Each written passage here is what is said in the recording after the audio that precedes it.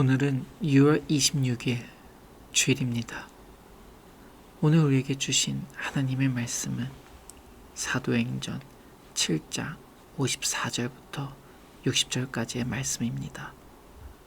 그들이 이 말을 듣고 마음에 찔려 그를 향하여 이를 갈거늘 스데반이 성령 충만하여 하늘을 우러러 주목하여 하나님의 영광과 및 예수께서 하나님 우편에 서신 것을 보고 말하되 보라 하늘이 열리고 인자가 하나님 우편에 서신 것을 보노라 한데 그들이 큰 소리를 지르며 귀를 막고 일제히 그에게 달려들어 성 밖으로 내치고 돌로 칠세 증인들이 옷을 벗어 사울이라 하는 청년의 발 앞에 두니라.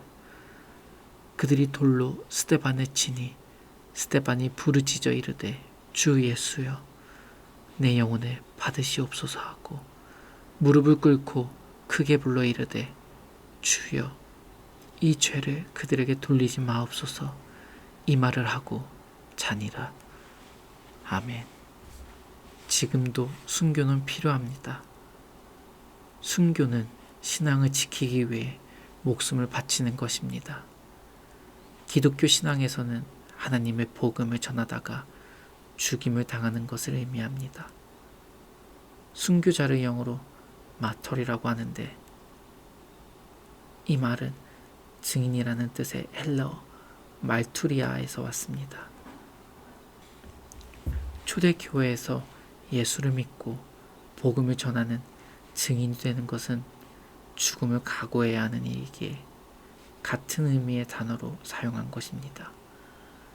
오늘을 사는 그리스도인과 교회가 세상에서 복음의 능력을 잃어버린 이유가 무엇입니까? 더 이상 하나님의 나라와 복음을 위해 죽으려는 순교자, 즉 증인이 된 그리스도인들이 없기 때문입니다. 오랫동안 믿었지만 하나님의 말씀을 생명처럼 여기지 않고 고난을 능히 이기게 하는 성령 충만의 능력을 구하지 않고 순종하지 않았기 때문입니다. 자기 중심적인 삶을 살다 보니 삶에서 주의 은혜와 일하심을 경험하지 못하고 삶에서 직접 보고 들은 체험이 없으니 사람들에게 증언할 곳도 없게 된 것입니다. 오늘 본문의 스데반은 자신이 고백하는 진리를 위해 죽음을 각오했기에 그의 증언이 참되고 힘있고 고난 앞에서도 담대했습니다. 오늘 우리 시대에도 순교는 필요합니다. 생명을 버리는 순교는 아니더라도 손해를 보고 힘들지만 세상과 타협하지 않고 하나님 뜻대로 끝까지 살겠다는 거룩한 결단이 필요합니다. 모두가 추구하는 세속적 가치에 대한 욕망과 탐심을 십자가에 못 박고 영적 죽음을 선포하는 것이 오늘의 순교입니다.